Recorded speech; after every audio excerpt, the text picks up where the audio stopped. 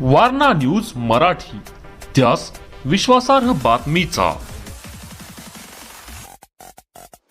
कोल्हापूर जिल्ह्याचा पालकमंत्री म्हणून ज्यावेळेला राज्याचे मुख्यमंत्री आणि दोन्ही उपमुख्यमंत्र्यांनी आमच्यावरती जबाबदारी दिली, त्यानंतर या जिल्ह्यातल्या कामकाजाला अधिक गतिमान करण्यासाठी मुख्यमंत्री प्रशासकीय गतिमानता अभियान, की जे 100 दिवसांच्या प्रोग्राममधला एक अत्यंत महत्त्वाचा टप्पा आहे, या टप्प्याच्या अनुषंगाने आज पहिल्या टप्प्यामध्ये सहकार विभागातील वेगवेगळ्या पद्धतीच्या कामकाजाची गतिमानता वाढावी, विशेषतः लोकांना अनेक वेळेला छोट्या छोट्या गोष्टींसाठी बऱ्याच कार्यालयांमध्ये एरझाऱ्या माराव्या लागतात। या सगळ्यांवरती जिथं जे काम होत असेल ते अधिक गतीनं व्हावं, काही धोरणात्मक निर्णय घ्यावेत, काही उणिवा असतील त्याच्याबद्दल सूचना द्याव्यात आणि जर कोणी चुकत असेल तर त्याच्यावरती कारवाई करावी, या उद्देशानं सहकार परिषदेचं या ठिकाणी सहकार दरबाराचं आयोजन केलेलं आहे। जिल्ह्यातल्या सगळ्या विकास सोसायटी असतील, पतसंस्था असतील, वेगवेगळ्या पद्धतीच्या त्यांचे ऑडिटचे विषय असतात, त्यांच्या छोट्या छोट्या परवानगीचे विषय असतात, या विषयांना सुद्धा अनेक वेळा बऱ्याचशा लोकांना एरझाऱ्या माराव्या लागतात।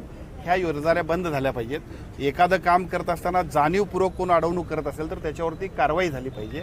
एका बाजूला अत्यंत चांगल्या पद्धतीनं प्रशासकीय गतिमानता अभियानासाठी सेवा हमी कायद्याची अंमलबजावणी आपण करतोय आणि आज विशेषतः सेवा हमी कायद्याचे 10 वर्ष पूर्ण होतात, त्याचा सुद्धा एक कार्यक्रम आम्ही घेतोय। त्यामुळे प्रशासकीय यंत्रणेतल्या प्रत्येक माणसानं अत्यंत जबाबदारीनं पारदर्शी काम करावं, हा जो उद्देश जिल्ह्यात आम्ही करतोय त्यातला पहिला दिवस आजचा आहे।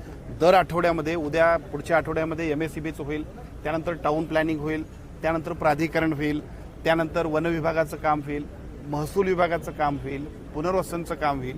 खरं तर लोकप्रतिनिधी म्हणून आम्ही सगळ्यांनी एका बाजूला राजकारण केलं पाहिजे, पण राजकारणाबरोबर लोकांना अत्यंत चांगल्या पद्धतीनं सुविधा देत असताना त्यांना न्याय देण्यासाठी सुद्धा काम केलं पाहिजे आणि या कामकाजाच्या निमित्तानं आज ही सुरुवात आहे। च्या सहकार दरबारातला एक अतिशय महत्त्वाचा तो विषय आहे की खाजगी सावकारी करणाऱ्या लोकांवरती ऑनलाईन एखादा जरी तक्रार आली तर त्याच्यावरती एका बाजूला सहकार विभागाची चौकशी चालू होईल आणि दुसऱ्या बाजूला पोलिसांच्या सुगडा चौकशीचे त्यांच्यावरती कारवाई करण्याबद्दल चौकशी सुरू होईल। कारण आता एका बाजूला पतसंस्थांची चळवळ आपण बळकट करतोय, मायक्रो फायनान्सच्या यंत्रणेला ब्रेक लावून आपण अतिशय चांगल्या पद्धतीने बचत गटांची मुवमेंट करतोय आणि तिसऱ्या बाजूला राष्ट्रीयकृत बँका आणि सहकारी बँकांच्या माध्यमातून फायनान्स अत्यंत सुलभ पद्धतीनं आपण उपलब्ध करून देत असतो। असं असताना सुद्धा काही लोक जाणीवपूर्वक लोकांना अक्षरशः लुटतायत। त्यामुळे खाजगी सावकारीवरती कडक निर्बंध आणण्यासाठी आजच्या बैठकीमध्ये सुद्धा एका बाजूला सहकार विभागाला आणि दुसऱ्या बाजूला पोलीस प्रशासनाला सुद्धा आज आपण सूचना देणार आहोत, ज्याचा उपयोग जिल्ह्यातल्या अनेक सगळे आमचे जे काय अशा पद्धतीने खाजगी सावकारीला वैतागलेले त्रासलेले जे लोक असतील त्यांच्यासाठी अतिशय चांगल्या पद्धतीने होणार आहे।